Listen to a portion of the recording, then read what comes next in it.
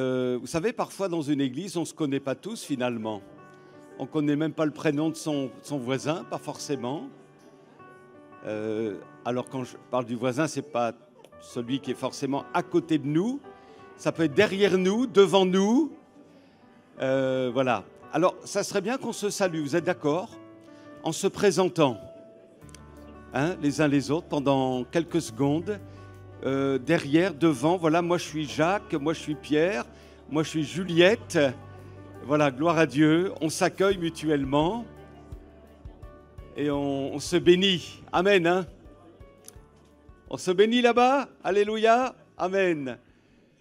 On va faire l'onction d'huile pour notre bien-aimée qui a besoin de la grâce de Dieu. Donc on va prier pour elle, on va s'associer à la prière d'onction d'huile. Ensuite, on visionnera un témoignage et on est très heureux parce qu'on a aussi des jeunes au milieu de nous qui viennent pour nous chanter quelques chants. Ils ont fait un CD de chants. Ces jeunes nous viennent de Saint-Étienne-du-Rouvray. Le nom de leur groupe s'appelle Crossing Day. Voilà, hein, le jour du passage. Gloire à Dieu. Et on est très heureux de vous avoir. Il y a 2 choristes qui vont manquer puisqu'ils habitent en France, donc ils n'ont pas pu venir. Mais on est très heureux de vous avoir avec nous. Amen. Hein. Donc on va chanter ensemble, on va glorifier Jésus. Alléluia. On va bénir le Seigneur. Voilà, on va écouter le témoignage et ensuite on laisse la place à nos bien-aimés pour l'adoration.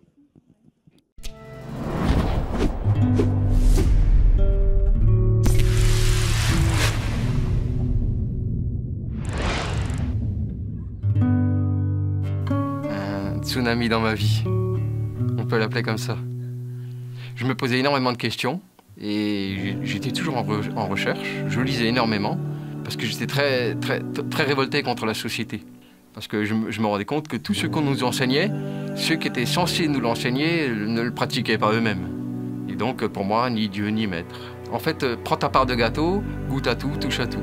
Voilà. Et puis c'est ce qui m'a amené petit à petit à adorer le hashish, parce que pour moi c'était une véritable institution, une religion. J'ose le dire, à cette époque-là, j'en arrivais à dealer jusqu'à 5 kilos de hashish par semaine. D'ailleurs, un matin au réveil, comme ça, je fumais mon petit joint et je prends un livre, un de mes livres, que je lis, et dans ce livre, il y avait une petite phrase qui disait que si le monde allait vivre tant de souffrances, c'est parce qu'ils n'ont pas compris le sens des Écritures. Et tout à coup, cette phrase, elle a pris une ampleur. Elle grandissait. Je l'ai pris comme une claque dans la figure. Et tout d'un coup, j'ai réalisé, mais alors, on est tous fous. Le monde est fou. Et en même temps, je sais qu'à ce moment-là, le Seigneur était dans ma chambre. Je sentais une présence. Et là a commencé une conversation entre... Maintenant, je sais que c'est le Seigneur et moi. J'ai vu, c'était comme le film de ma vie. Et je voyais toutes les fois où il est intervenu dans ma vie et où il m'a sauvé de situations, mais vraiment extrêmes, sans que je réalise vraiment que ce soit lui. Et tout s'est révélé à cet instant-là. Dans mon cœur, je sais que je me suis vraiment mis à genoux. Je dis, Seigneur, vraiment, je te demande pardon pour tout. Et là, tout à coup, une conversation incroyable s'est établie dans mon esprit et où il m'a fait rendre compte de toutes mes contradictions par rapport aux Écritures, entre autres. Parce que j'ai toujours contredit la Bible. J'ai toujours estimé que ce qui a versé le plus de sang sur terre, c'était les religions. Et que les religions, c'était une invention humaine, l'opium du peuple. Cet instant était un tsunami dans ma vie.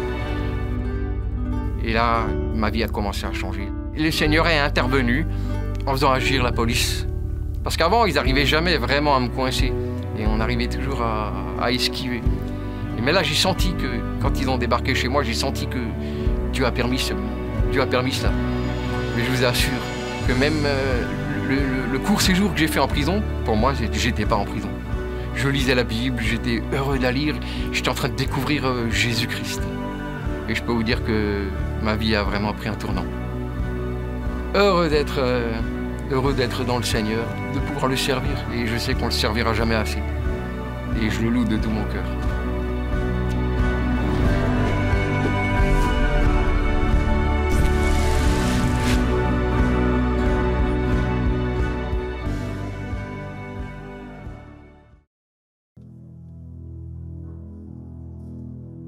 2, 1, 2, super. Bonjour à tous. Merci au Seigneur pour ce merveilleux témoignage. Et je peux vous dire que le Seigneur a ouvert les yeux de son cœur parce qu'il était aveuglé. Cet homme était aveuglé sur la consommation de cette drogue et surtout sur il disait dans son témoignage, ni Dieu ni maître. Sauf que je peux vous assurer qu'il y a un Dieu qui est maître de nos vies, non pas tyran, non pas dictateur, mais maître souverain et bon maître de notre vie. Et c'est le premier chant qu'on voudrait chanter avec du coup les musiciens que vous n'avez pas l'habitude de voir, ce groupe, voilà, entre autres de Saint-Étienne ou de rue de Cauville. Voilà, on vous a concocté de bons petits chants pour que nous louions le Seigneur tous ensemble d'un même cœur. Ils vont vous présenter aussi des chants à eux que je ne connais pas, voilà, ils nous guideront dans ces moments-là. Mais pour l'instant, je voudrais qu'on chante « Ouvre les yeux de mon cœur, Père », et c'est comme une prière, comme ce monsieur-là qui a eu les yeux ouverts par le Seigneur. Alors, ouvre les yeux de mon cœur, Père.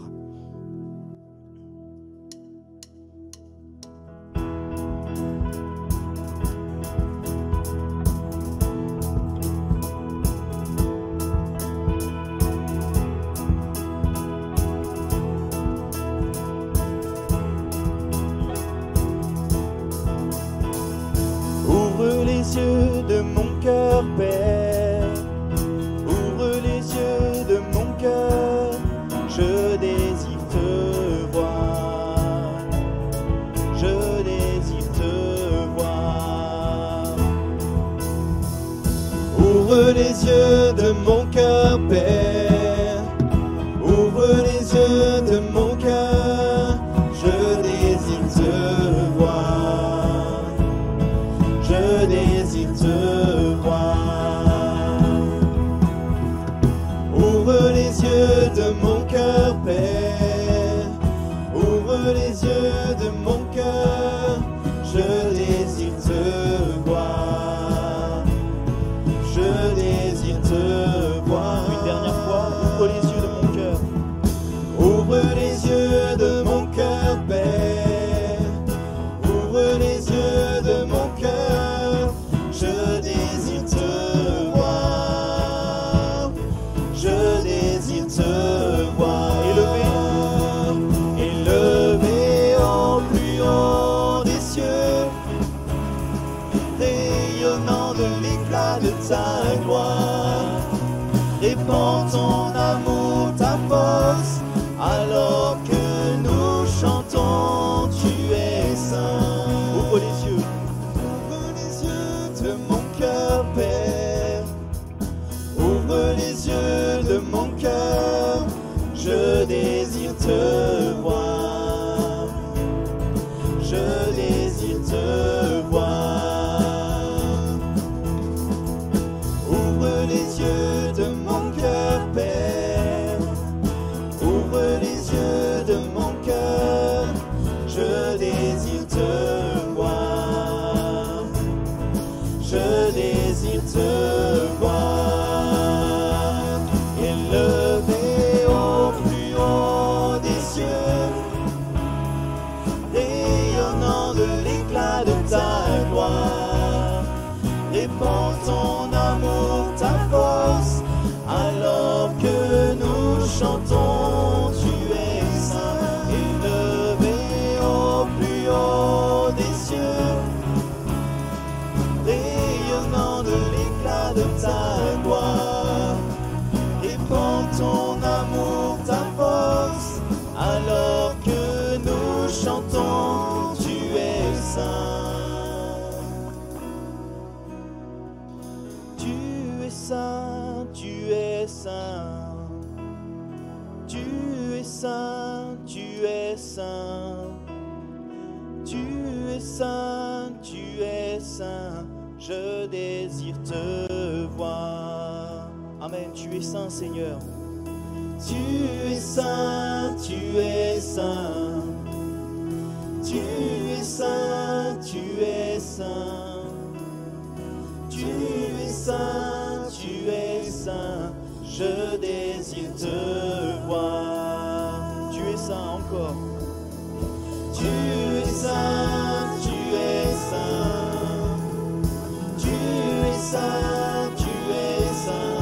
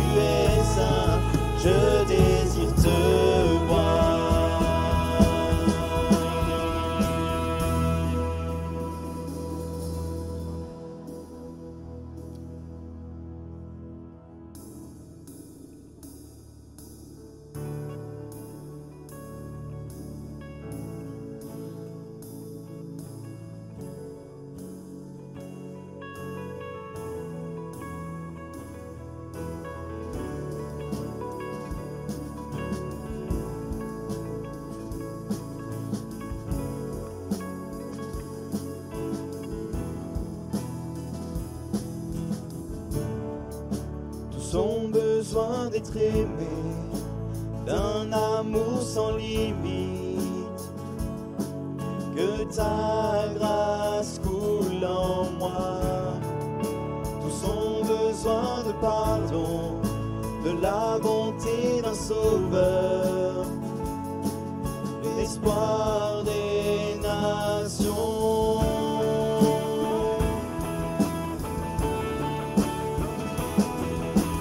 Sauveur, il déplace les montagnes.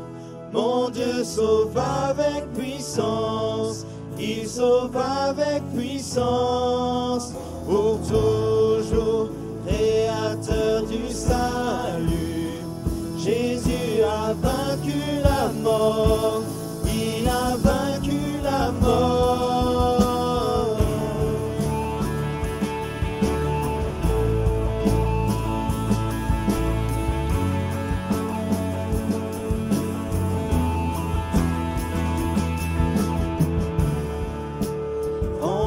Tel que je suis, mes peurs et mes échecs, viens remplir ma vie. Je donne ma vie pour te suivre, prends tout ce que je crois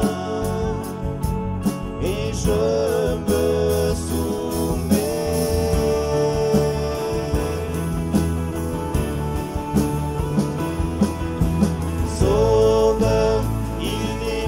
Les montagnes, mon Dieu sauve avec puissance, il sauve avec puissance, pour toujours, créateur du salut. Jésus a vaincu la mort, il a vaincu la mort.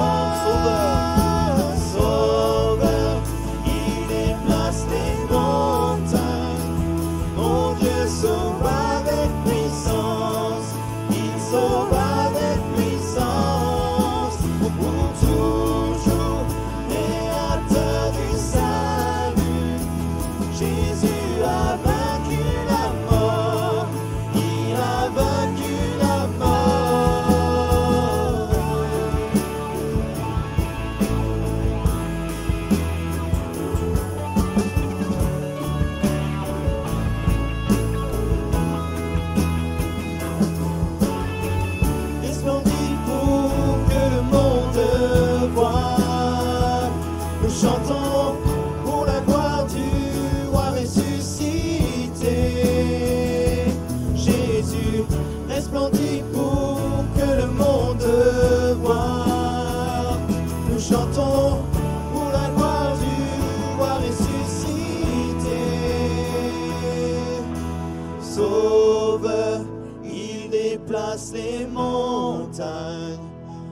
Jésus resplendit pour que le monde voie.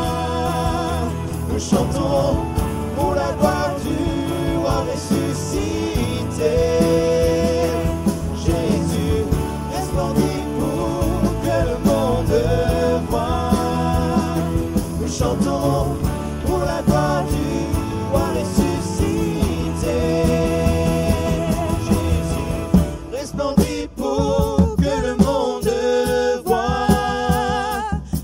Nous chantons pour la gloire du roi ressuscité. Jésus resplendit pour que le monde voie. Nous chantons pour la gloire du roi ressuscité. Jésus resplendit pour que le monde voie. Nous chantons pour la gloire du roi ressuscité. Jésus resplendit pour que le monde voie. Nous chantons pour la gloire du roi ressuscité.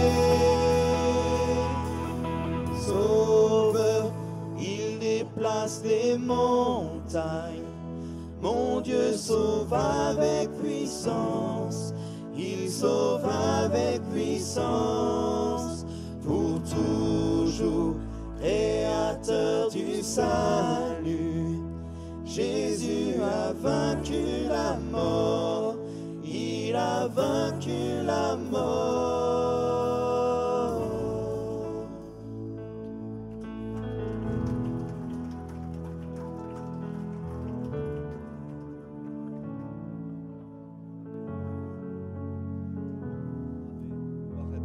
Amen. On va laisser maintenant la place à nos bien-aimés de Closing Day, qu'ils nous entraînent dans la louange. Alléluia. En interprétant des chants qu'ils ont composés eux-mêmes. Et on va s'associer aussi à leurs chants et bénir le Seigneur de tout notre cœur.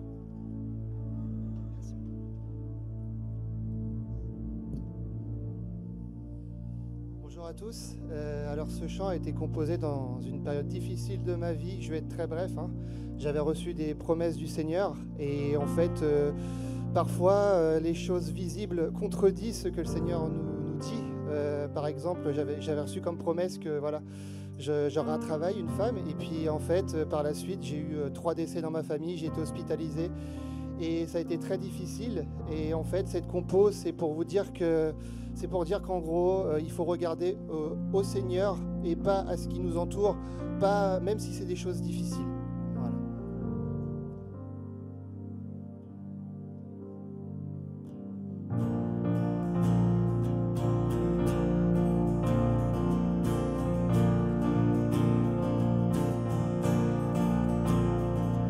Un jour tu t'es révélé à moi, tu m'as restauré, donné la foi, tu m'as si parfaitement, parfaitement sauvé.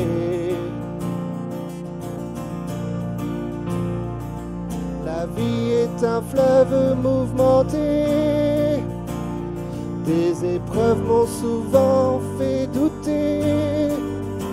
Tu étais à mes côtés pour traverser. Ô Seigneur, si j'apprenais à vivre sans mes yeux, je verrais l'œuvre de ta main en tout lieu. Les peines semblent se prolonger, tous ces combats m'ont découragé, mais tu es toujours fidèle pour délivrer. Même si le temps s'est arrêté, même si tes paroles semblent sans effet, tes promesses sont certaines, oui elles sont certaines pour ma vie. Ô Seigneur, si j'apprenais à vivre sans mes yeux, je verrai l'œuvre de ta main en tout lieu. Ô Seigneur, si je voyais mes pères de tes yeux, je saurais que tu forges ma foi dans le feu.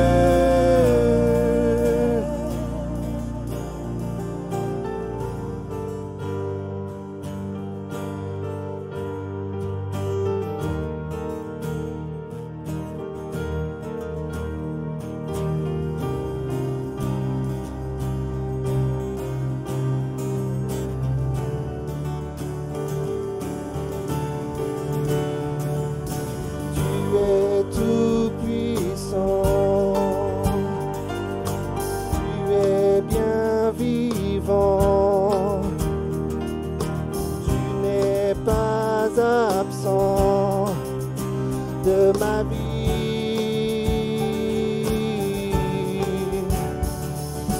Tu es tout puissant, tu es bien vivant, non tu n'es pas absent de ma vie.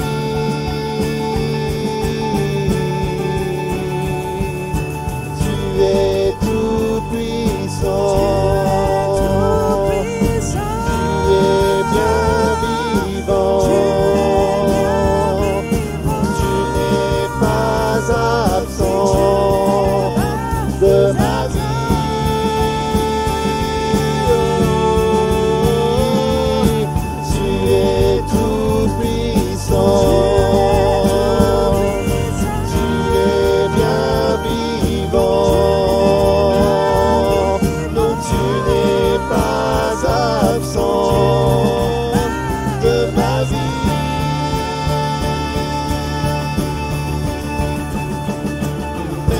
Le temps s'est arrêté, même si tes paroles semblent sans effet.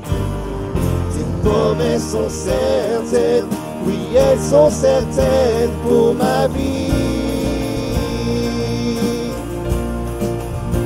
Ô Seigneur, si j'apprenais à vivre sans mes yeux, je verrai l'œuvre de ta main en tout lieu. Ô Seigneur, si je voyais mes peines de tes yeux, je saurais que tu forges ma foi dans le feu.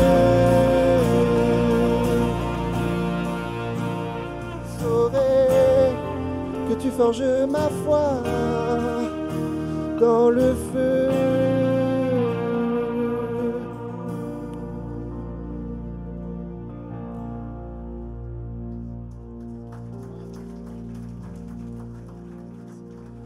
Et juste après, la première fois que ce chant est sorti, j'ai été béni par le Seigneur en fait. Voilà, j'ai eu un travail.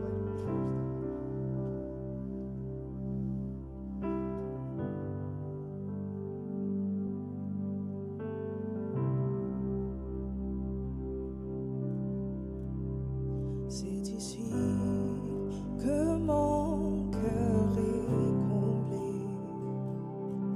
C'est ton sang qui me libère. Tu es le Saint d'Israël, le Fils de Dieu, le roi des rois. Là tu es tout près de moi. Ta puissance brise toutes nos chaînes et ta voix qu'un tout tempête. Le grand je suis, le prince de paix, tu règnes élevé en majesté, puissance et gloire sont à toi. Et tout genou fléchit devant toi.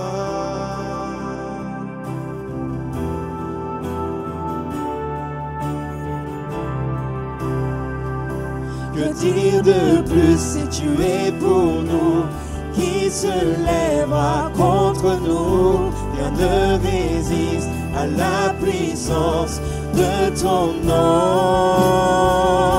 Devant ton trône, ma grande ouverte, je m'abandonne car je sais qu'en toi je suis plus que vainqueur.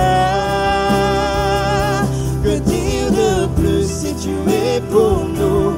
Qui se lèvera contre nous? Rien ne résiste à la puissance de ton nom.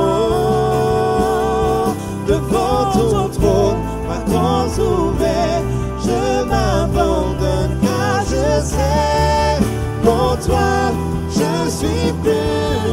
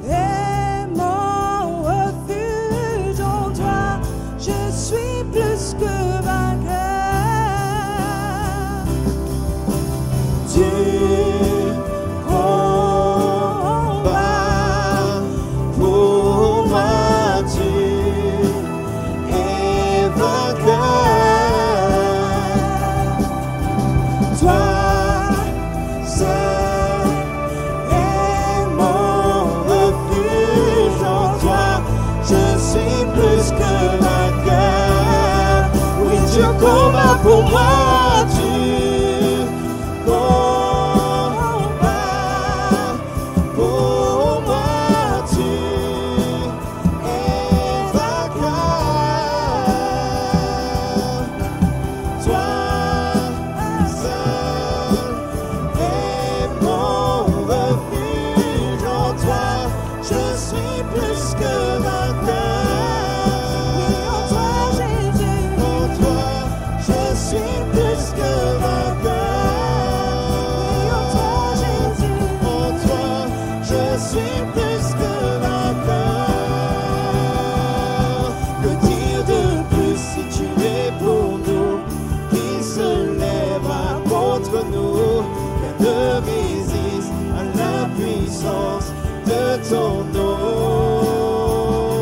Devant ton trône, la grande ouverte, je m'abandonne car je sais qu'en toi je suis plus que vainqueur. Qu'en toi je suis plus que vainqueur.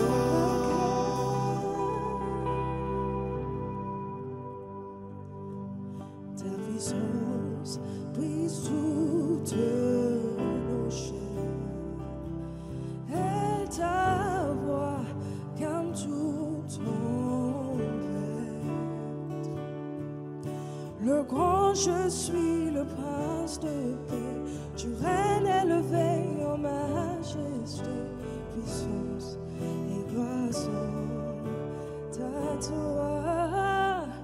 Et tout genou fléchit devant en toi.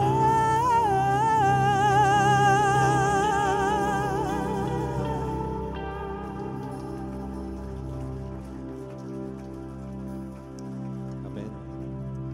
Amen, amen. Le prochain chant que nous allons vous présenter nous parle d'un retour vers les bras du Père.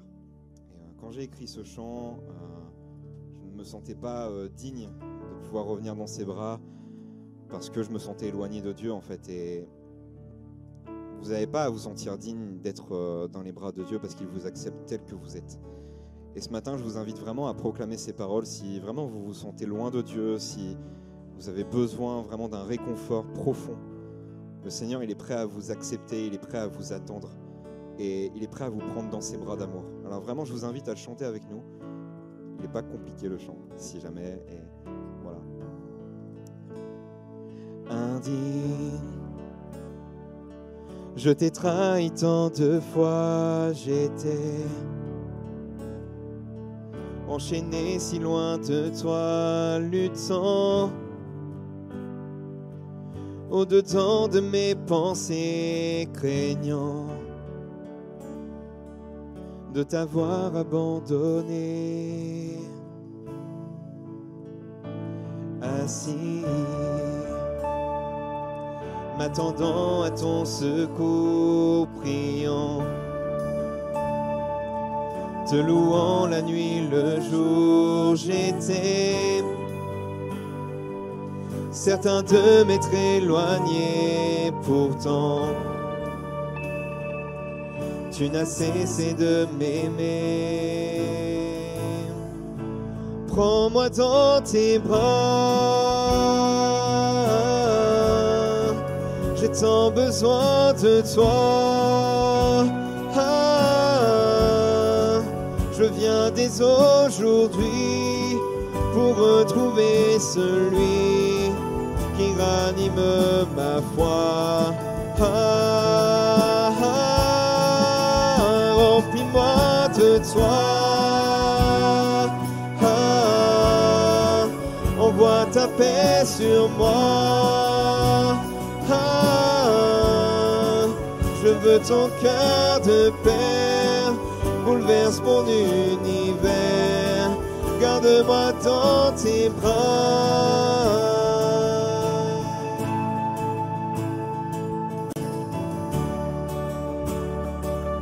Je vous invite à déclarer que peu importe les déserts, peu importe les situations, proclamez que Dieu est avec vous. Amen.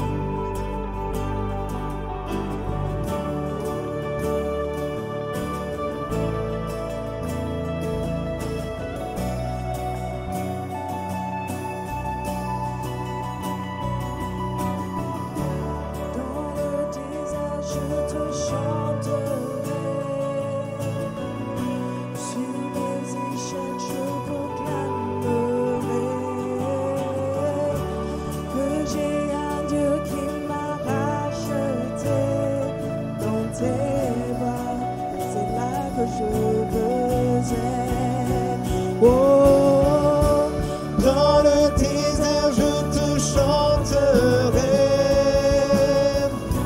Sur mes échecs, je proclamerai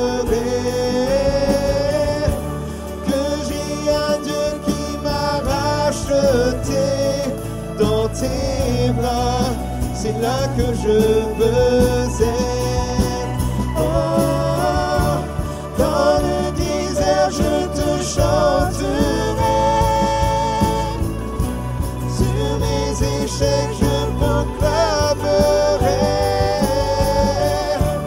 que j'ai un Dieu qui m'a racheté dans tes bras. C'est là que je veux être. Prends-moi dans tes bras. J'ai tant besoin de toi. Je viens dès aujourd'hui pour retrouver celui qui ranime ma foi. Remplis-moi de toi. Envoie ta paix sur moi. Je veux ton cœur de paix, bouleverse mon univers. Oui, prends-moi dans tes bras. J'ai tant besoin de toi. Je viens dès aujourd'hui pour retrouver celui qui ranime ma foi. Remplis-moi de toi. Envoie ta paix sur moi. Je veux ton cœur de paix, bouleverse mon univers. Garde-moi dans tes bras.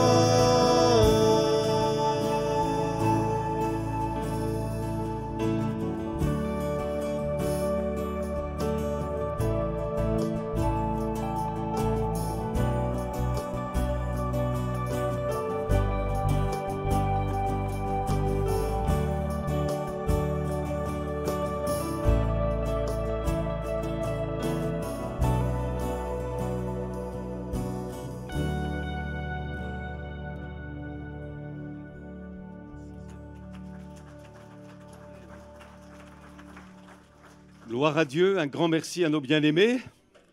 Que Dieu les bénisse en abondance. Amen. Alors on salue nos amis visiteurs, soyez les bienvenus au milieu de nous. On salue ceux qui viennent peut-être pour la première fois au milieu de nous. Alléluia. On salue les internautes aussi qui nous regardent sur YouTube. Et puis on peut se dire les uns aux autres, tu as bien fait de venir ce matin. Amen. Alors on poursuit nos réflexions sur la première lettre de Pierre. Et le grand titre de nos réflexions, c'est « Le disciple de Jésus selon Pierre ». Et la dernière fois que j'étais intervenu, nous avons parlé d'une caractéristique d'un véritable disciple de Jésus-Christ, à savoir, il est étranger et voyageur sur la terre. Et il est exhorté à s'abstenir des convoitises charnelles qui font la guerre à l'âme. Alors ce matin, nous allons entrevoir, je dirais, parce que c'est un vaste sujet, entrevoir une autre caractéristique du disciple de Jésus. Et on va lire ensemble, seconde diapo, le texte suivant dans la Bible du Semeur, 1 Pierre chapitre 1, versets 1 à 2. Pierre, apôtre de Jésus-Christ, salue ceux que Dieu a choisis et qui vivent en hôtes de passage, dispersés dans les provinces du Pont, de Galatie, de Cappadoce, d'Asie, de Bithynie, ce qui correspond à la Turquie actuelle. Dieu le Père vous a choisis d'avance, conformément à son plan, et vous lui avez été consacrés par l'Esprit pour obéir à Jésus-Christ et être purifiés par l'aspersion de son sang. Le titre que j'ai donné à cette réflexion de ce matin est très simple, mais je voudrais vraiment qu'il y ait un impact ce matin dans nos vies. Vous allez comprendre pourquoi. Le titre donc donné, prochaine diapo, c'est « Obéir, notre défi ». Obéir à Dieu, c'est notre combat. J'ai lu tout dernièrement que la taupe a besoin d'air pour vivre. Et c'est la raison pour laquelle elle fabrique des bouches d'aération pour amener l'air dans ses galeries. Ce qui fait que ça mécontente les propriétaires de jardins parce que le matin, quand ils regardent leur jardin, ils voient plein d'amoncellements de terre partout. Et ça les fâche terriblement, on peut le comprendre, à tel point que l'un d'entre eux a regardé sur Internet comment se débarrasser des taupes. Et donc, il a été invité à injecter du gaz dans les galeries, de telle sorte que le gaz étant plus lourd que l'air serait chassé, ou la taupe s'enfuit, ou elle est asphyxiée. Et j'ai envie de vous dire ce matin qu'il y a un gaz toxique qui asphyxie les enfants de Dieu pour les empêcher de respirer l'air de Dieu. Et ce gaz toxique, c'est la désobéissance au Seigneur. Et il est possible que tu es en train de réaliser quelque chose se passe ce matin dans ta vie, et tu réalises qu'il y a un domaine dans ta vie où tu n'exerces pas l'obéissance que Dieu attend de toi. Et il y a comme une désobéissance qui s'installe dans ta vie et par conséquent, finalement, dans ce domaine-là, tu as perdu tes droits en Jésus. Et tu as même donné accès au diable dans ta vie, parce que le diable n'a d'accès que là où il y a de la désobéissance. Un enfant de Dieu qui s'évertue de tout son cœur à obéir, il peut déraper, il demande pardon, il revient à Dieu, il a la tête haute, alléluia, il est purifié par le sang de l'agneau. Le diable n'aura pas accès en lui, mais si on demeure volontairement dans la désobéissance, dans un domaine de notre vie, alors moi je te dis que le diable, il a accès dans ta vie. Et quelque part, tu as perdu tes droits en Jésus. Vous êtes d'accord avec moi si je vous dis que ce n'est pas naturel d'obéir? Ce n'est pas un fait acquis de fait. Ce n'est pas parce qu'on a pris le baptême, ce n'est pas parce qu'on est baptisé dans le Saint-Esprit, ce n'est pas parce qu'on participe à des cultes comme celui-là que finalement on est dans l'obéissance. L'obéissance, ce n'est pas un fait acquis tout le temps, il faut le vouloir. Il faut y mettre du sien. Il faut même fournir des efforts dans la foi. Il faut beaucoup aimer le Seigneur. Et il y a un homme dans la Bible qui a beaucoup aimé le Seigneur. Dans l'Ancienne Alliance, il s'appelle Joseph. Et Joseph, une maison en Égypte lui a été remise, tout le gouvernement de la maison, celle de Potiphar, son maître. Il lui manquait une chose dans la maison, une chose, la femme de Potiphar, qui était certainement une belle femme. Une belle femme. Et cette femme-là, elle a convoité le jeune Joseph à plusieurs fois, à plusieurs reprises. Elle a exercé une forme de pression sur lui, à tel point qu'à un moment donné, elle tenait plus et dit « Couche avec moi ! Couche avec moi !» Personne ne le voyait. Personne. Sa famille était loin. Ses amis n'étaient pas dans la maison. Il n'y avait sans doute pas de serviteurs autour. L'affaire était faite finalement. Mais parce que cet homme aimait l'Éternel, parce que cet homme avait une passion pour l'Éternel, il a dit « Non, je ne pécherai pas contre Dieu ». Et il s'est enfui. Ça lui a valu même des ennuis, paradoxalement.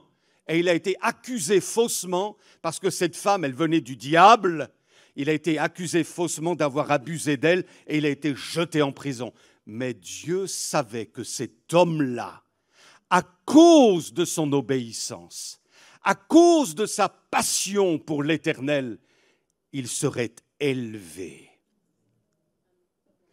Et voyez-vous, la bénédiction de l'Éternel est fortement attachée à l'obéissance. L'obéissance, ça ne va pas de soi. Même dans les choses courantes, même dans les choses pratiques de la vie, ça ne va pas de soi. Il y a de cela quelque temps, nous étions dans une période d'épidémie et du haut de l'estrade, j'avertis l'Église et je dis « Mes amis, faisons attention, il y a une forte épidémie dans le pays, ne nous embrassons pas !» Je vais à la sortie après les annonces pour saluer les frères et sœurs d'un 5 coups de poing. Ça ne s'est pas passé ici, hein. Et je vois un de mes frères, un grand gaillard, qui vient, « Ah, mon bon Daniel !» Et il me serre fort dans ses bras comme ça. Je lui dis, « Oh, je viens de faire l'annonce, mais c'est pas grave ça. » Ouais, c'est pas naturel d'obéir. Et en plus, pour un Français, c'est encore pire. C'est encore pire. Pour un ado, il y a des ados au milieu de nous, hein? Quand ton père ou ta mère disent « Non, pas de portable durant la nuit, tu me remets ton portable. » Oh, c'est dur d'obéir. C'est vrai pour les adultes pendant les réunions. Regardez. Oh, ça... Ils ne peuvent pas s'en empêcher. C'est terrible. C'est terrible, mes amis. Voyez? Alors, il y a des choses qui ne demandent pas de combat. Vous êtes d'accord avec moi? Qu'est-ce qui va se passer le 28 octobre, mes amis? Le 28 octobre, il y a des choses qui ne demandent pas de combat. Le 28 octobre, écoutez-moi bien, il y aura la finale de rugby. On avance une chose? Peut-être les Français y seront. Oh. Il y aura la finale de rugby. Mais mes amis, je peux vous dire, je serai devant mon poste de télé. Hein. Je serai dans mon fauteuil confortablement installé et je peux vous dire que je n'aurai pas de combat. Sauf peut-être avec ma femme qui voudra voir autre chose, mais c'est tout. Je n'aurai pas de combat, je vais prévoir tout ce qu'il faut, un petit thé, je n'en sais rien, peut-être quelques petits bonbons, mais je n'aurai pas de combat. Mais à partir du moment où vous voulez entrer plus en avant dans les choses de Dieu, alors là, vous avez du combat. Tu veux prier davantage? Tu veux passer plus de temps dans la prière? Mon ami, ça ne se fera pas comme ça. Ta chair va commencer à se rebeller. Tu vas avoir des coups de fil de partout, tu vas avoir plein de choses à faire. Tout à coup, c'est curieux, mais il va falloir que tu t'y accroches. Regardez la finale de la Coupe du monde du rugby, ce n'est pas un problème, pas de combat, mais vouloir prier le Seigneur. Davantage, fléchir les genoux dans ta maison devant Dieu pour prier, alors là, oui, tu vas entrer dans un combat. Il va falloir toute la grâce de Dieu pour que tu t'y tiennes et que tu demeures dans ton obéissance. Aller régulièrement aux réunions, oh là là là là, lire ta Bible, te consacrer davantage, renoncer à une tentation. Mes amis, ça, c'est de l'obéissance. Je ne sais pas si ça vous est déjà arrivé, vous les parents, d'avoir fait des recommandations à vos enfants. Tu es d'accord, hein? Je me souviens de mes deux bonhommes. Oh, les gars, là, papa, il va à l'église, il n'aura pas le temps de s'occuper de vous. Maman, elle est occupée ailleurs, donc vous allez vous tenir tranquille. Ils me regardaient comme ça. Voilà, comme s'ils écoutaient, quoi. Mais alors, entre le fait qu'ils vous regardent religieusement, me faisant croire qu'ils allaient obéir, et l'après-culte que j'avais vécu avec eux, il y avait vraiment un décalage, quoi. Et je me suis dit, waouh, j'avais l'impression d'être dans ces moments-là comme le prophète Ézéchiel. Et on va lire ce texte.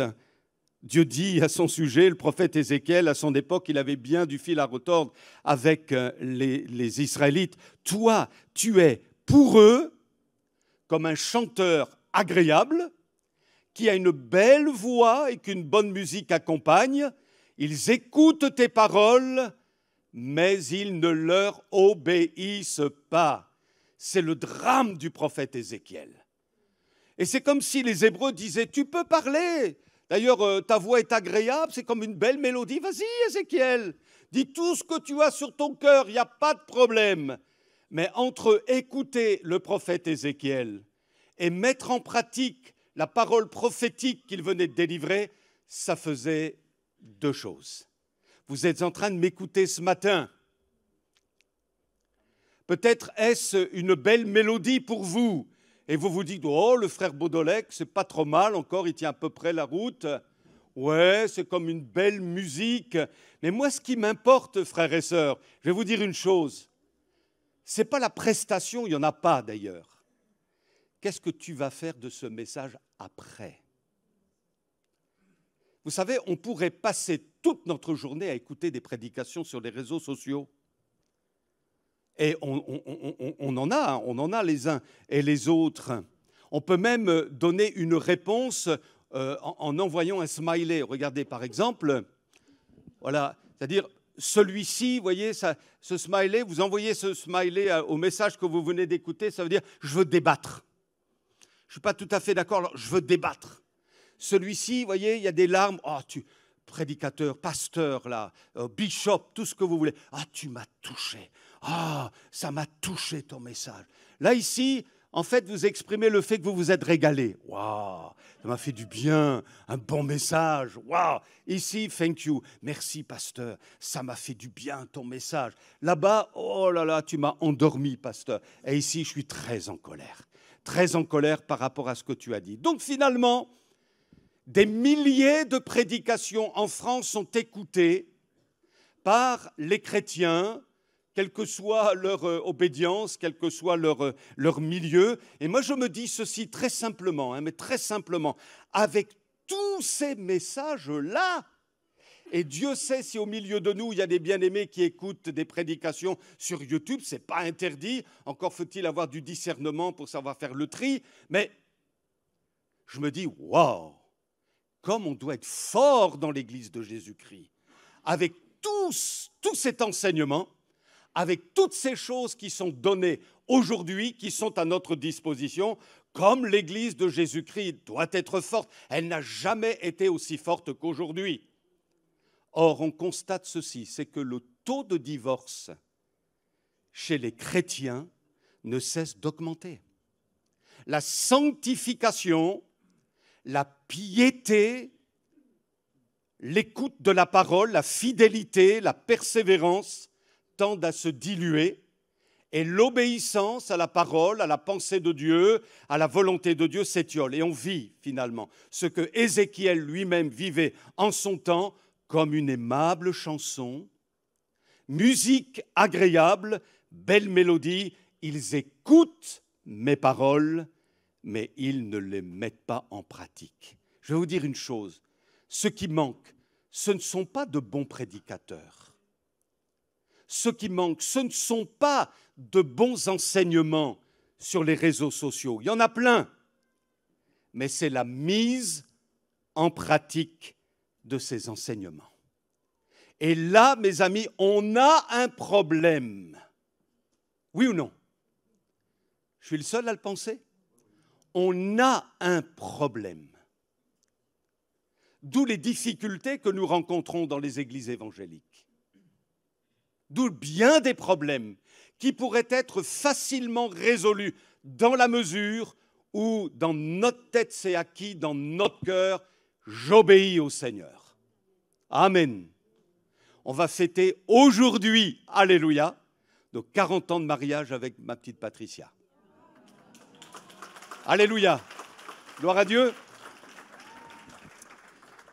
Et quand on s'est mariés à l'église du Seigneur, tous les deux, à cette époque-là, j'avais des cheveux, j'avais des tablettes de chocolat ici, ça s'est transformé en tablettes de chocolat fourré, mais j'ai décidé d'obéir à mon Dieu et j'ai choisi d'aimer mon épouse. Voilà, c'est tout, j'ai choisi, elle a choisi de m'aimer jusqu'au bout. Il y a des hauts, il y a des bas, dans ce que je suis moi en tout cas. Ce n'est pas toujours facile de me supporter. Ce n'est pas toujours facile de vivre avec un pasteur, contrairement à ce que vous pourriez penser. C'est pas facile. Mais elle a choisi, c'est dans sa tête, c'est dans son cœur. Et on va s'y coller jusqu'au bout. Au nom de Jésus. Obéir. Obéir, mes amis. Obéir au Seigneur. Dans ce qu'il nous a confié, dans ce qu'il a déposé dans notre cœur. Vous savez, Jésus dit lui-même, si finalement tu ne mets pas en pratique la parole de Dieu, tu es semblable à un homme qui a bâti sa maison, non pas sur du roc, mais sur du sable. Alors vient la tempête, les eaux, le vent, et la maison, qu'est-ce qu'elle va faire? Elle va s'écrouler. Et Dieu ne veut pas que ta maison s'écroule, que ta vie s'écroule. Dieu ne veut pas que tu aies seulement bien commencé dans la vie chrétienne, mais il veut que tu termines bien. Et si dans ton esprit, dans ton cœur, tu es résolu à vivre la pleine obéissance au Seigneur, Dieu, dans sa grâce, te bénira. Vous savez, Dieu a lié la foi et l'obéissance.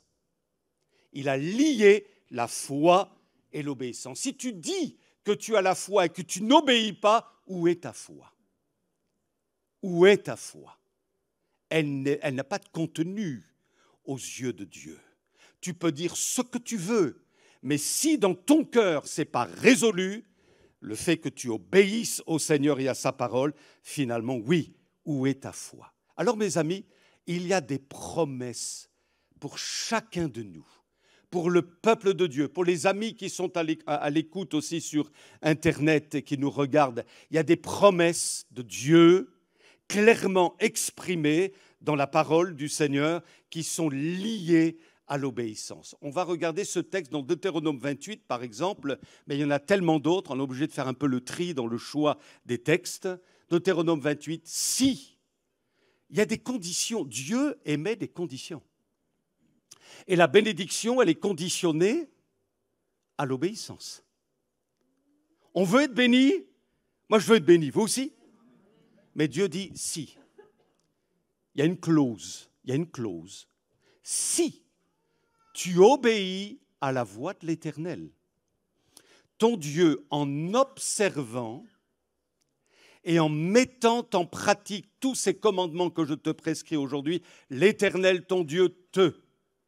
Sous-entendu, alors, ou c'est alors que l'Éternel, ton Dieu, te donnera la supériorité sur toutes les nations. Là, il est question d'une promesse à Israël. Voici toutes les bénédictions qui se répandront sur toi et qui seront ton partage lorsque tu obéiras à la voix de l'Éternel, ton Dieu. Tu seras béni dans la ville, tu seras béni dans les champs, le fruit de tes entrailles, le fruit de ton sol, le fruit de tes troupeaux, les portées de ton gros et de ton menu détail, toutes ces choses seront bénies. Ta corbeille et ta huche seront bénies. Alléluia. Tu seras béni à ton arrivée. Tu seras béni à ton départ. L'Éternel te donnera la victoire sur tes ennemis qui s'élèveront contre toi. Ils sortiront contre toi par un seul chemin et ils s'enfuiront devant toi par 7 chemins. L'Éternel ordonnera la bénédiction d'être avec toi. Dans tes greniers, dans toutes tes entreprises, il te bénira dans le pays que l'Éternel, ton Dieu, te donne. Amen, amen. C'est enthousiasmant, alléluia.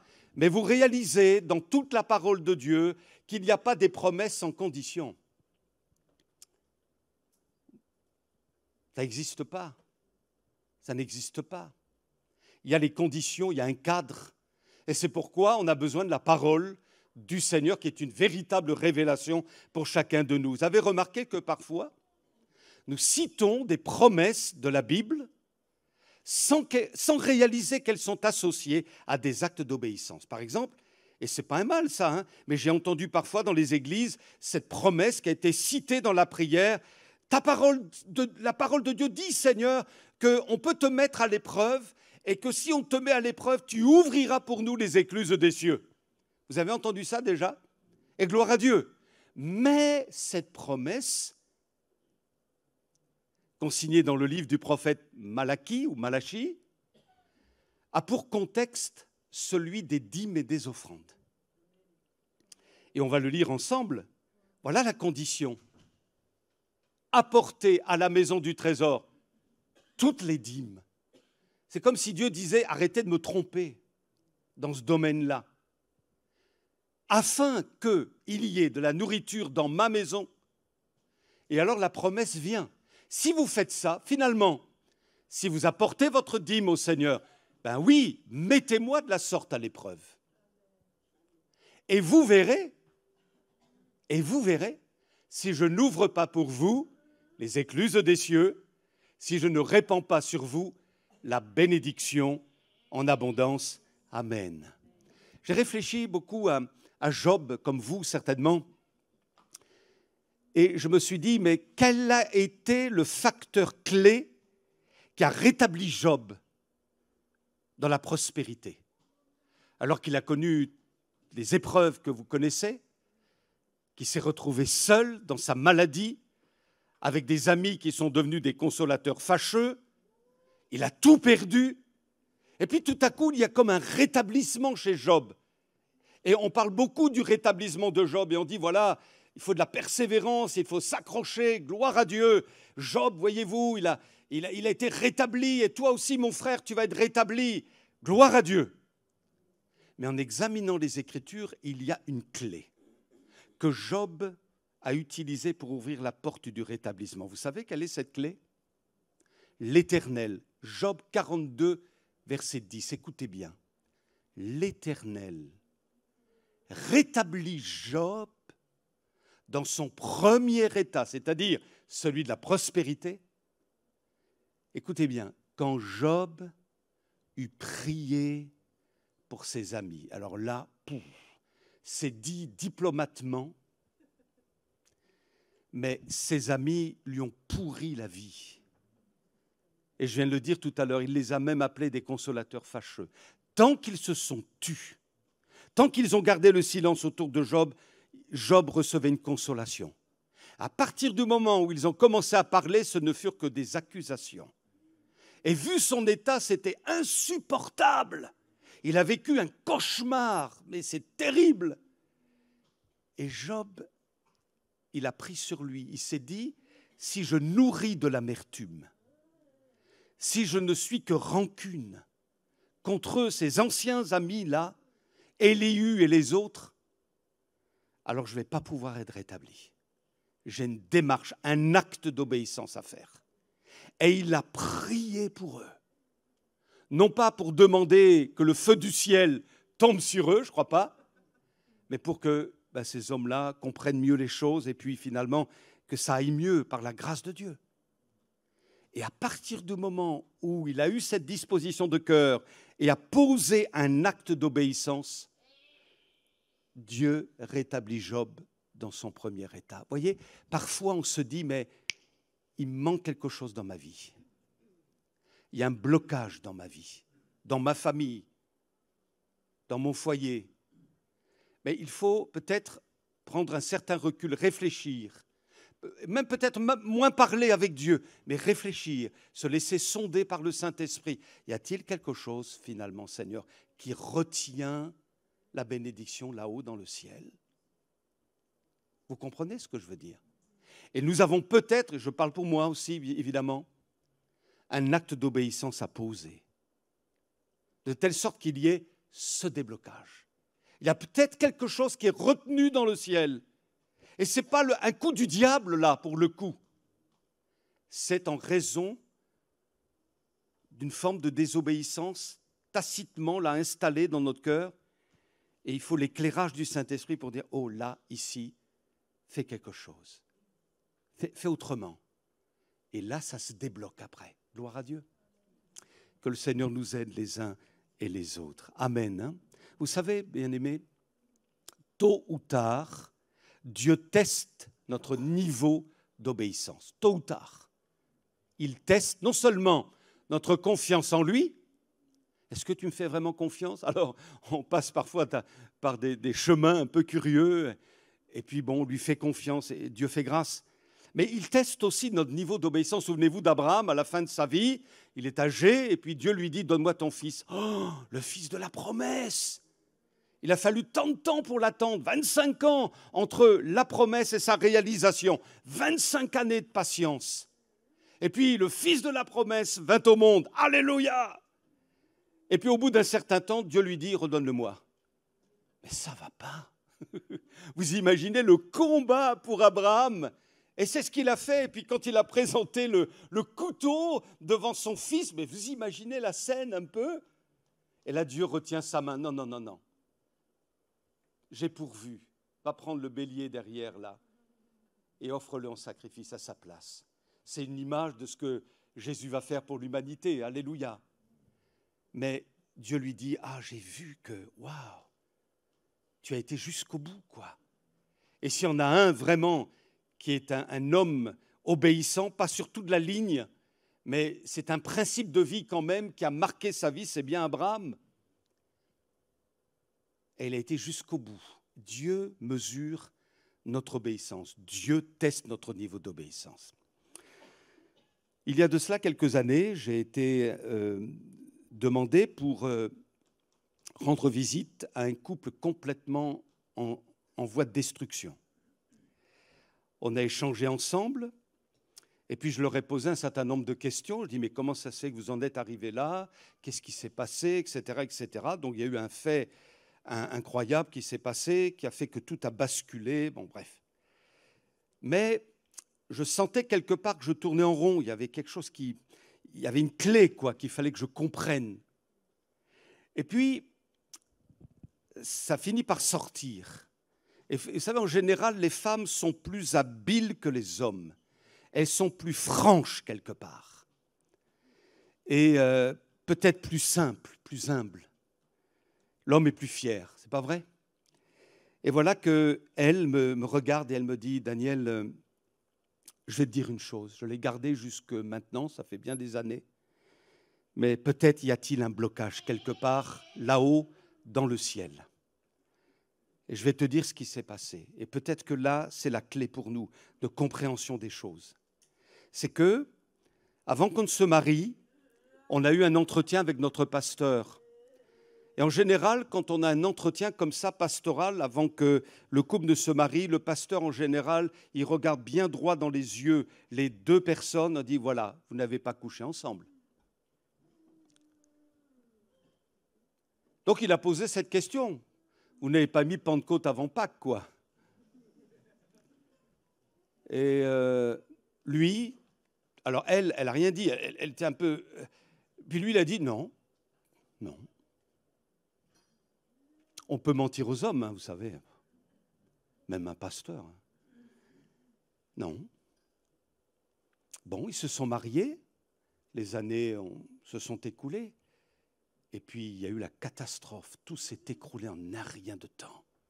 Une destruction, un vent ravageur dans le foyer. Et c'est là qu'elle me dit, écoute, on a menti. On a menti à notre pasteur, mais bien plus que ça, bien plus que ça. On a menti à Dieu. Et à partir de ce moment-là où on a exprimé ce mensonge, quelque chose dans le ciel a été retenu. On peut déraper, mais si on se repent, sincèrement, moi j'ai vu un jeune gars, un beau gars, qui avait dérapé, il était en larmes, il s'est humilié. Il fallait voir à quel point, pleurant devant moi, presque m'agrippant, vous voyez. Dieu le bénit, cet homme-là, dans son foyer. Il est béni. Il y a eu un dérapage. Il s'en est vraiment repenti. Et rien n'a été retenu là-haut, parce que le sang de l'agneau est passé par là.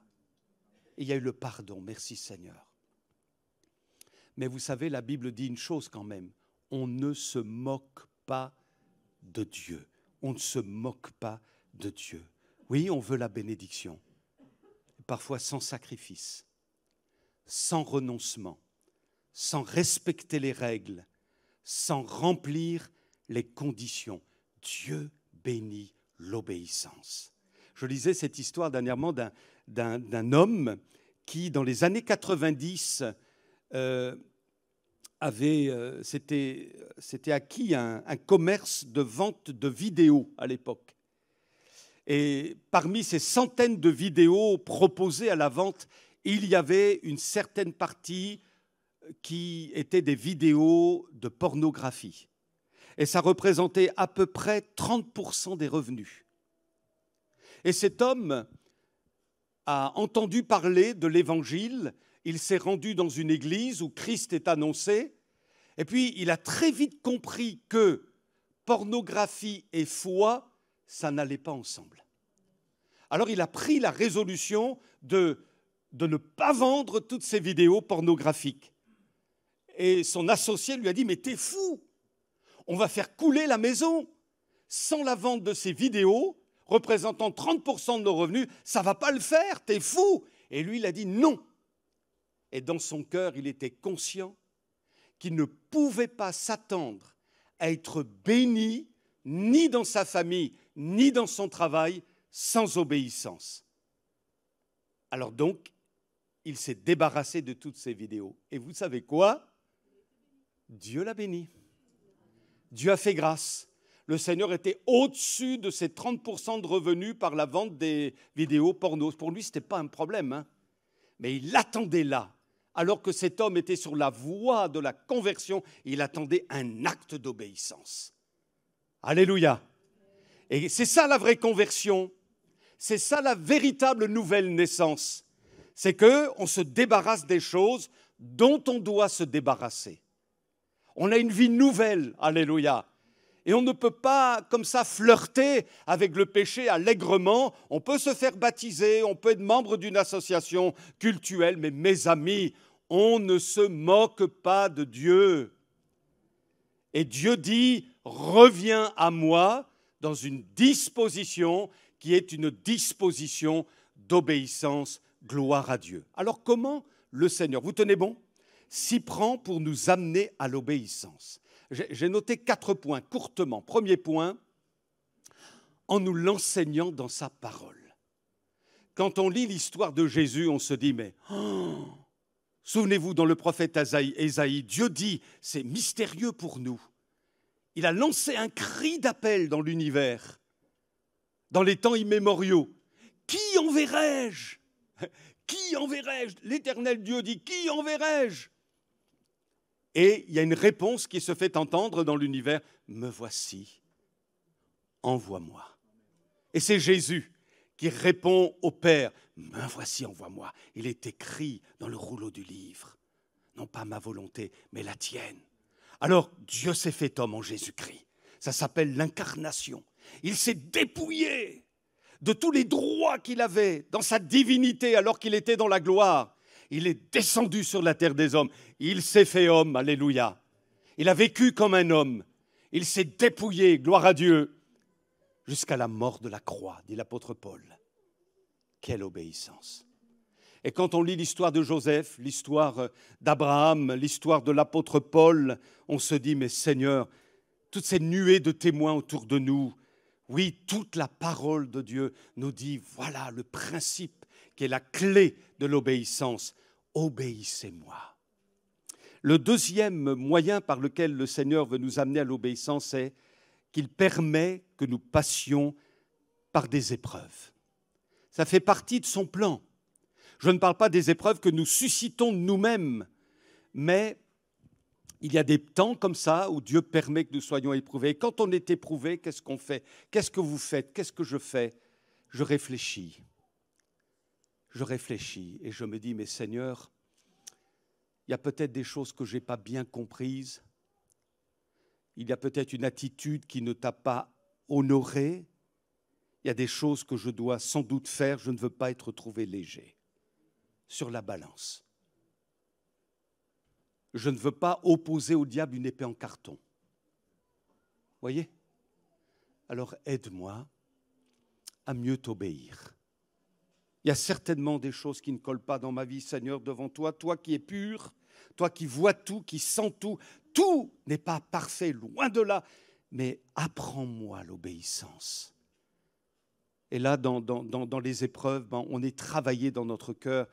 Et je pense que, alors, on veut sortir de l'épreuve, mais Dieu permet ce temps d'épreuve aussi pour qu'on réfléchisse et que, finalement, on progresse. Alléluia.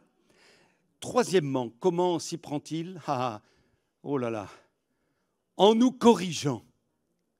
Je vous lis ce texte dans Hébreux 12, dans la version transcription Cohen. Mon fils, écoutez bien. Ne méprise pas la correction du Seigneur. Ne te décourage pas lorsqu'il te reprend. On n'aime pas être repris, hein. Les corrections que vous avez à endurer servent à votre éducation. Supportez-les donc, elles prouvent que Dieu nous traite en fils. Quel est le fils que son père ne corrige pas? Dieu nous corrige toujours pour notre vrai bien, afin de nous faire participer à sa sainteté.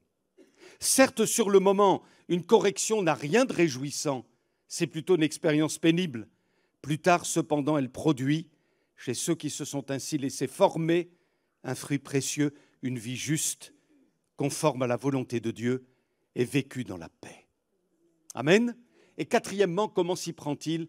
En plaçant à nos côtés des exemples. L'apôtre Paul dit « Portez les regards sur ceux qui marchent selon le modèle que vous avez en nous ». Et parfois nous disons « Mais lui le fait pourtant, ou elle, ou ceci ou cela ». Et l'on prend des contre-exemples. Mais la parole de Dieu dit « Regardez pas au contre-exemple, mais regardez au bon exemple. Regardez au modèle que Dieu a placé à vos côtés. Et merci au Seigneur pour les hommes et les femmes fidèles. Il y en a dans les églises, des hommes et des femmes fidèles qui sont finalement des modèles pour nous et nous devons aussi les imiter. Amen. Je vais demander aux musiciens de venir sur le devant. Et je vous invite maintenant vraiment à la réflexion. Vous pouvez même fermer les yeux si vous le voulez. Faites comme vous voulez. On est ensemble là maintenant et je vous l'ai dit tout à l'heure, je ne voudrais pas être comme Ézéchiel sur l'estrade.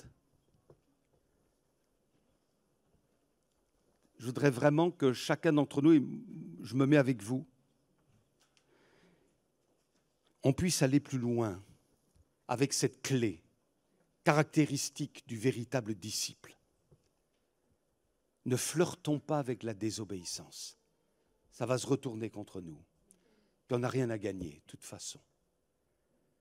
Mais s'il y a quelque chose que tu dois poser dans ta vie, en acte d'obéissance, fais-le. Pour que Dieu te bénisse. Alléluia. Et que l'on renvoie l'ennemi là où il vient. Qu'il n'ait plus de droit sur nous. Alors, vous vous souvenez de cette histoire biblique d'un homme qui était promu à une belle carrière, on va dire, Saül, qui avait été oint roi. Et au début, Dieu lui faisait grâce. Dieu lui a fait grâce, mais le prophète avait dit, voilà, dans 7 jours, alors que tu seras à Gilgal, je reviendrai et j'offrirai un sacrifice. Saül n'avait pas le droit, en qualité de roi, d'offrir un sacrifice pour attirer la faveur de Dieu. Seul le prophète pouvait le faire, ou le sacrificateur, mais pas le roi. Et là, Saül se trouve dans une situation compliquée à Gilgal, puisqu'il a en face de lui toute l'armée des Philistins, menaçante. Et il commence à prendre peur devant cette armée surpuissante. Et il se dit, mais voilà, ils vont nous attaquer, il faut absolument la faveur de Dieu. Cette faveur ne pourra venir que par le sacrifice. Samuel est en retard, il n'arrive pas. Je prends sur moi, je fais le sacrifice. Et là, il a usurpé l'office sacerdotal. C'était grave à l'époque. Nous, on ne mesure peut-être pas, mais à l'époque, c'était grave. Et à ce moment-là, alors qu'il offre le sacrifice, le prophète arrive. Il est en colère. Et il lui dit ceci, je relève le texte, « Qu'as-tu fait ? Tu as agi en insensé. Tu n'as pas observé le commandement que l'Éternel, ton Dieu, t'avait donné. Maintenant, ton règne ne durera pas. » Et par sa désobéissance, il s'est disqualifié. Il s'est disqualifié. S'il avait attendu un peu plus, les choses auraient été autrement. Et je vais vous lire un texte écrit par David Wilkerson qui reprend un peu ce récit concernant Saül. Écoutez bien. La partie la plus difficile de la foi, c'est la dernière demi-heure. Juste avant que la réponse n'arrive, quand Dieu est sur le point d'accomplir un miracle. C'est alors que nous faiblissons, que nous reculons et que nous essayons de faire arriver quelque chose avec nos propres forces et de notre propre initiative. Tout comme Saül, nous avons reçu l'ordre d'attendre le Seigneur, de rester tranquille et de voir son salut, et de toujours lui faire confiance afin qu'il puisse diriger nos pas. Quand la date limite que nous avons établie est passée, que nous sommes en colère contre Dieu et que nous ne voulons plus ou nous ne pouvons plus attendre, nous faisons en sorte que quelque chose se passe. Par nos actions, nous disons en quelque sorte, Dieu ne se soucie pas vraiment de moi, il m'a déçu, la prière et l'attente ne marchent pas, la situation ne fait qu'empirer, je ne peux pas rester sans rien faire. C'est que alors nous ne faisons pas vraiment confiance aux promesses de Dieu.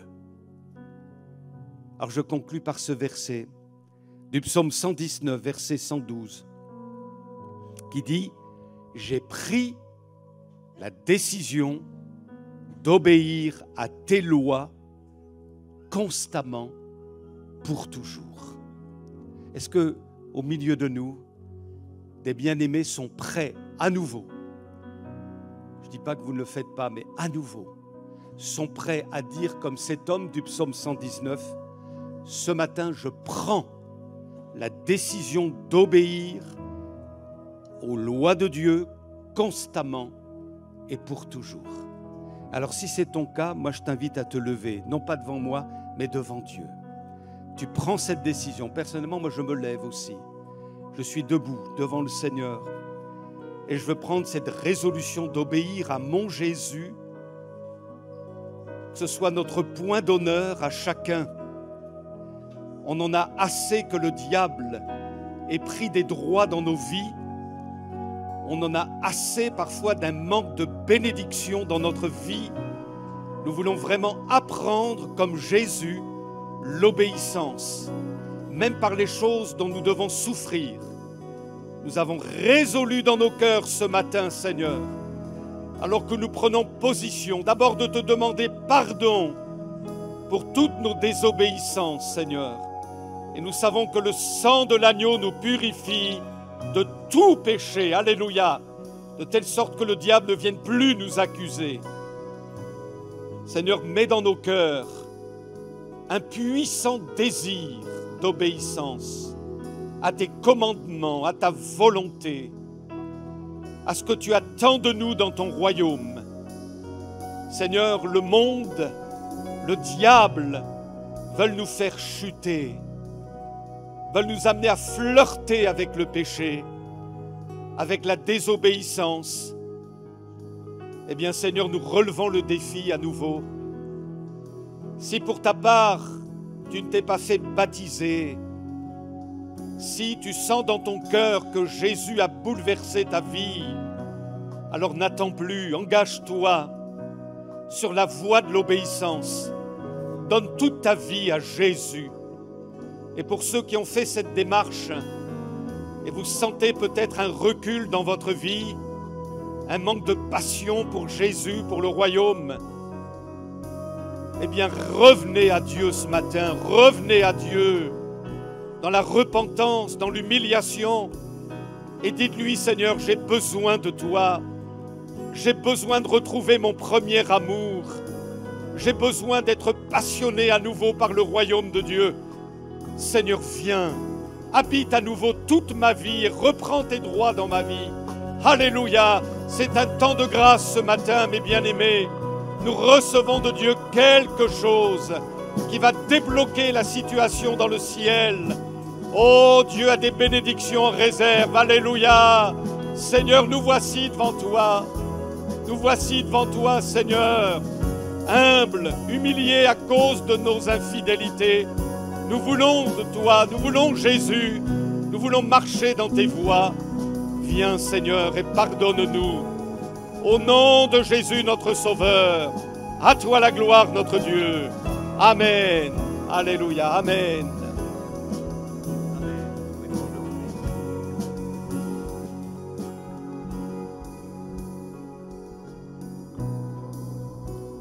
On va continuer dans cet esprit de prière et d'appel, de retour au Seigneur, si je puis dire.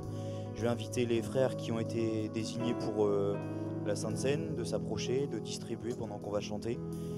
Et pendant que je voudrais que ce soit que les personnes qui sont baptisées d'eau par immersion, qui puissent se lever, c'est plus facile pour la distribution, pour les frères qui distribuent. Et nous, on va chanter « Rien que le sang de Jésus, rien ne peut sauver mon âme, si ce n'est le sang de Jésus ». Et Daniel l'a rappelé 2 ou 3 fois dans sa prédication, il n'y a que le sang de l'agneau pur, l'agneau de Dieu, qui purifie de tout péché. Et ce n'est que ce sang-là, non pas le sang des béliers, le sang des boucs, le sang de tout autre animal, comme dans l'ancienne alliance, qui peut guérir, sauver ton âme, mais c'est rien que le sang de Jésus qui a été cloué à la croix pour toi. Et ce moment de scène, c'est pour se rappeler le pain et le fruit de la vigne, c'est pour se rappeler le corps de Christ qui a été crucifié, déchiré, et son sang qui a coulé. Alors je voudrais qu'on le chante dans un esprit de prière, vraiment, de continuer ce dynamisme que nous avons dans la prière. Amen. Rien ne peut sauver mon âme. Amen.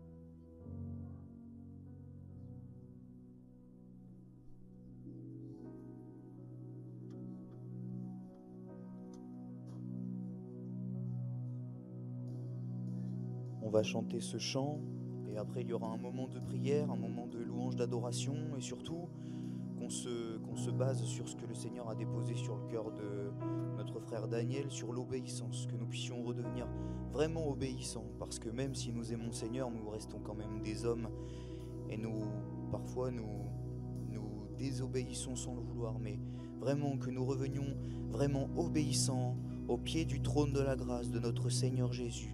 Rien ne peut sauver mon âme. Amen. Rien ne peut sauver mon âme, rien que le sang de Jésus. Pour elle je ne réclame, rien que le sang de Jésus.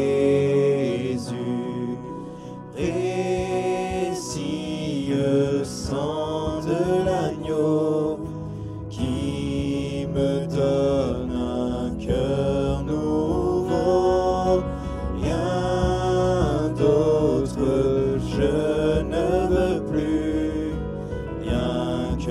le sang de Jésus.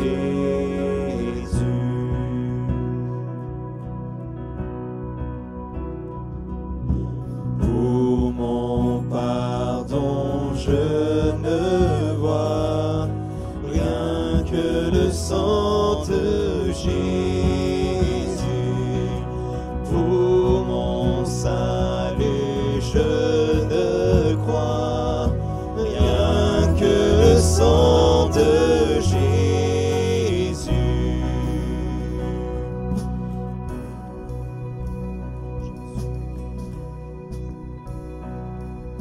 Je n'ai pour toute espérance rien que le sang de Jésus. Pour appui, pour confiance, rien que le sang de Jésus. Précieux sang de l'agneau qui me donne un cœur nouveau. Rien d'autre je ne veux plus, rien que le sang de Jésus. Précieux sang de l'agneau qui me donne un cœur nouveau. Rien d'autre je ne veux plus, rien que le sang de Jésus. Rien d'autre je ne veux plus, rien que le sang de Jésus. Rien d'autre je ne veux plus, rien que le sang de Jésus. Amen. Seigneur, merci. Merci parce que tu as versé ton sang pour moi. Et tu l'as versé une seule fois, une fois pour toutes. Et grâce à ton sang qui a coulé, à ton corps qui a été cloué sur la croix, et bien maintenant je peux dire que je suis sauvé une fois pour toutes. Je suis sauvé pour l'éternité. Et Seigneur, je veux t'obéir chaque jour de ma vie. Je veux revenir à toi, même si je me sens déjà proche de toi. Seigneur, je veux être encore plus proche de toi, encore plus proche du trône de la grâce. Père éternel, attire-moi à toi, Père, ô Seigneur Jésus. Oui, par ta grâce, par ton esprit, attire-moi à toi. Amen. Amen.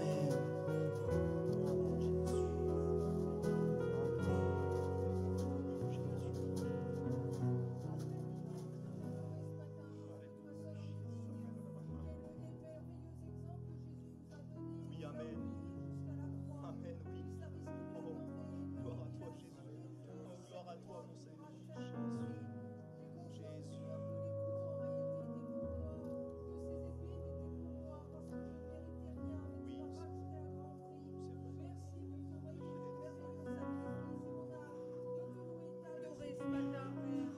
Amen. Jésus est le second Adam qui est venu rétablir l'obéissance perdue par le premier Adam. Et dans son royaume, il y a des victoires pour chacun de nous. Alléluia. Alors, je propose qu'on loue tous ensemble le Seigneur, qu'on élève nos voix vers le Saint Trône, qu'on le loue pour sa délivrance, pour son pardon, pour son amour pour nous, sa fidélité. Alléluia. Merci à toi, Seigneur. Nous t'adorons, mon Dieu.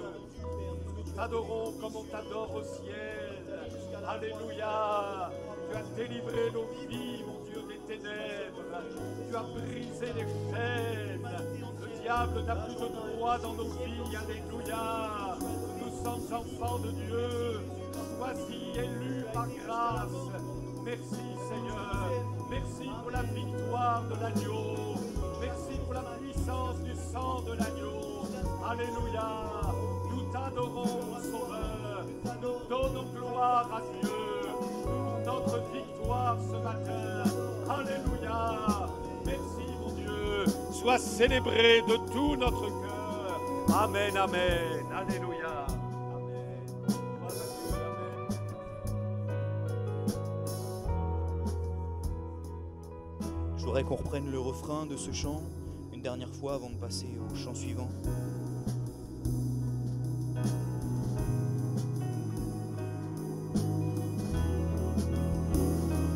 Amen. Précieux sang de l'agneau. Précieux sang de l'agneau qui me donne un cœur nouveau. Rien d'autre je ne veux plus, rien que le sang de Jésus. Précieux sang de l'agneau qui me donne un cœur nouveau.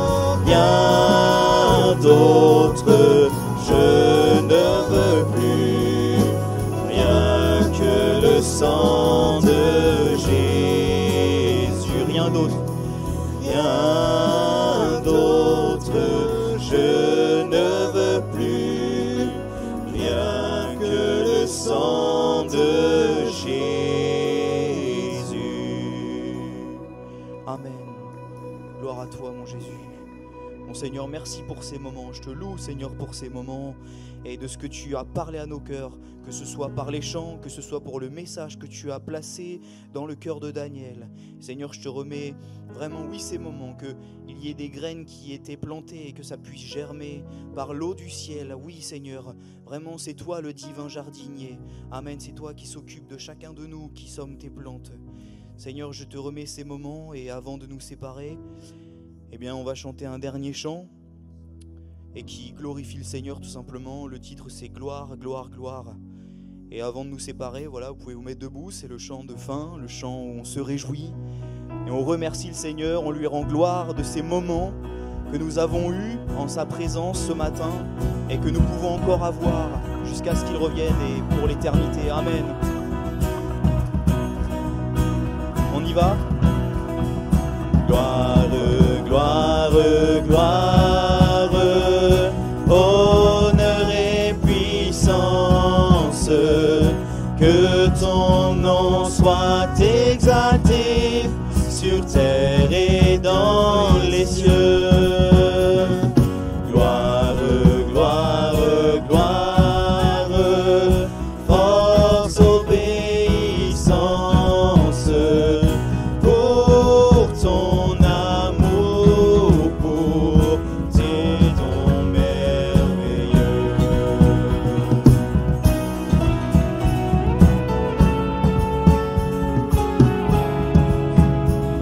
Gloire à toi, Jésus.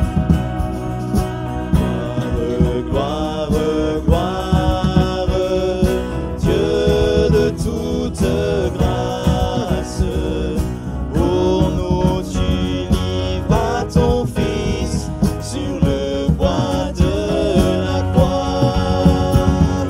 Gloire, gloire, gloire, prenant notre place, que fit de nous des fils et filles du roi. On monte.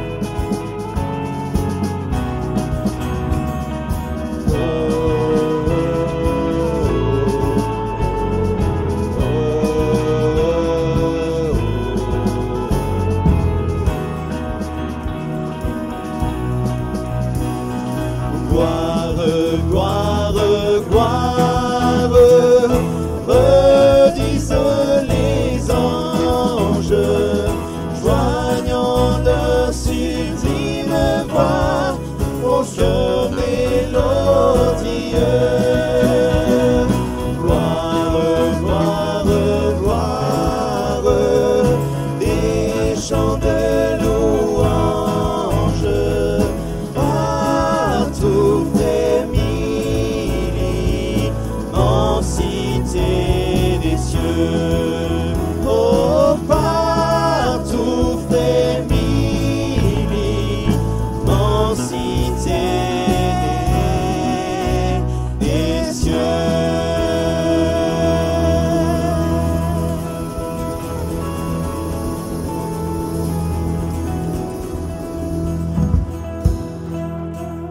Amen. Un grand merci à nos amis musiciens, nos amis chantres. Amen. Oh non, non, non, non, non, non, non, non, non, non, non. Un grand merci à nos amis musiciens et chantres. Alléluia. Amen. Amen. Gloire à Dieu. Alors, nos bien-aimés donc proposent un CD qui sera vendu au fond de la salle. C'est bien ça? Dans la salle... voilà. Dans le hall, pardon. Dans le hall. OK. OK. Que Dieu les bénisse abondamment. Vous nous avez fait du bien. Alléluia. Amen. Merci à votre pasteur aussi de vous avoir prêté. Alléluia. On est content aussi de voir quelques bien-aimés qui étaient atteints du Covid, qui sont au milieu de nous. On salue Astrid, Mamie Gigi. Y aurait-il quelqu'un d'autre? On sait que Frédéric et Marie Baccar sont touchés. Ils vous saluent en tout cas, vous remercient aussi des prières. On continue à invoquer la grâce de Dieu. Et tout à l'heure, à la sortie, vous n'allez pas me serrer fort dans vos bras en me faisant un gros boujou. Alléluia, amen. Nos rendez-vous de cette semaine, donc 8h45 intercession, 19h Zoom, 15h le psaume 49. Et je rappelle aussi désormais chaque semaine, chaque jeudi soir, donc il n'y a pas d'horaire, il n'y a pas de délai, chacun fait comme il veut. Il peut jeûner, ne pas jeûner, peu importe. Vous vous munissez du support de prière que je vous propose. Vous en avez aussi aux sorties. Je vous ai envoyé par mail. Vous pouvez utiliser ça. Et donc, d'une manière concertée, le jeudi soir, on prie. L'Église prie. Bien qu'elle ne soit pas ici en présentiel, elle est dans la prière. Donc, vous éteignez votre poste de télé, vous éteignez Internet, votre téléphone, et vous cherchez Dieu. Alléluia. Et on a appelé ça « Pray Home ». Ça fait bien, hein? « Pray Home », prière de maison. Voilà. Et puis donc, on aura notre partage vendredi à 19h en groupe sur la lettre aux Éphésiens. On va continuer de partager autour de cette merveilleuse lettre. Et dimanche, culte avec Victor. Moi, je serai sur Mésidon. On continue, jeunesse. Il va y avoir un teaser qui va être lancé. Merci de le lancer. Tous les samedis de 17h à 18h30, les jeunes, vous vous retrouvez dans la salle polyvalente au fond du parking.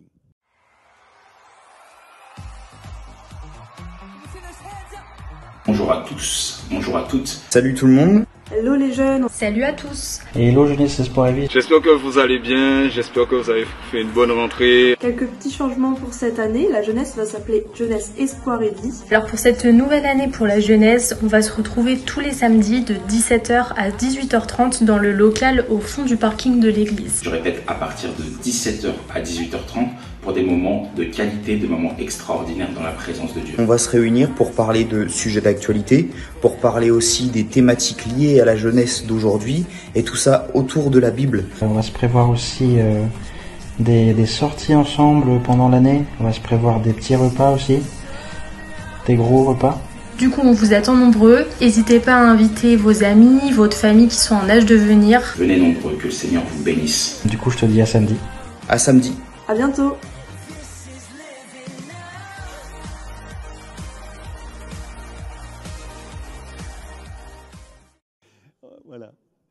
Voilà, alors jeunesse, oui, ok, alléluia. La rencontre, lieu d'accueil, d'écoute autour d'un café rue Mouchel, au centre-ville. Venez retrouver les équipes de bénévoles le mardi, mercredi, jeudi et l'après-midi du vendredi. Accompagnement des démarches administratives, aide numérique, un petit nouveau qui est en projet entre elles. À peu près une fois par mois, tous les 6 semaines. Ce sont les femmes qui se réuniront pour parler de différents sujets. Aide à la gestion d'un budget familial. Il y a beaucoup de gens qui finalement ont des difficultés dans la gestion de leur budget. Donc c'est l'occasion d'avoir des conseils, ateliers tricot, cours musique, aide scolaire, voire les flyers. Amen, amen. 1, 2, 3. Soyez bénis. Amen. Bon retour à chacun. Alléluia.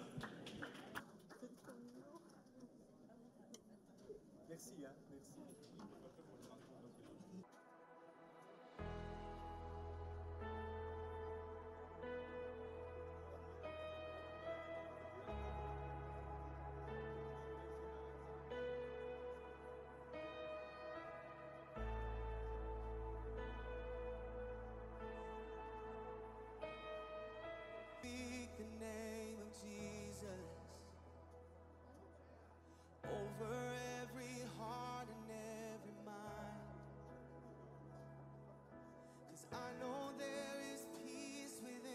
prayers.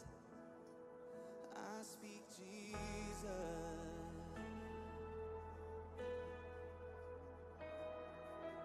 I just want to speak the name of Jesus